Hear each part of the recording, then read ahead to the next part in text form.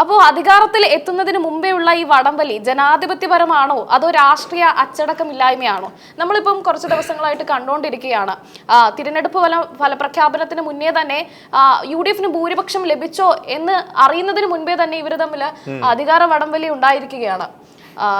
മുഖ്യമന്ത്രി കസേരയ്ക്ക് വേണ്ടി തമ്മിൽ തല്ലാണ് നമ്മൾ കണ്ടുകൊണ്ടിരിക്കുന്നത്. കോൺഗ്രസിലാണ് സത്യത്തിൽ ഈ ഏകാധിപത്യ ഭരണം നടക്കുന്നത്. പക്ഷേ 3-4 ഏകാധിപതികൾ ഉണ്ടെന്നേ ഉള്ളൂ. അവർക്ക് കുറച്ച് അണികളും കാര്യങ്ങളൊക്കെ ആയിട്ട് ആകെ പിളർപ്പിൽ നിൽക്കുകയാണ് കോൺഗ്രസ്. അപ്പോൾ അത് ജനങ്ങൾ ചൂണ്ടിക്കാട്ടുമ്പോഴാണ് ഇവരിങ്ങനെ പറയുന്നത് ഇത് ജനാധിപത്യപരമാണ്, എല്ലാ ജനങ്ങൾക്കും വോയിസ് ഉണ്ട് എന്നുള്ള കാര്യം. മുഖ്യമന്ത്രി ആര് ആകും എന്ന ചോദ്യത്തിലുപരി അതായത് തിരഞ്ഞെടുപ്പ് ഫലം പുറത്ത് വന്നിട്ടില്ല ഇതുവരെ. മെയ് 4-നാണ് ഫലപ്രഖ്യാപനം നടക്കുന്നത്.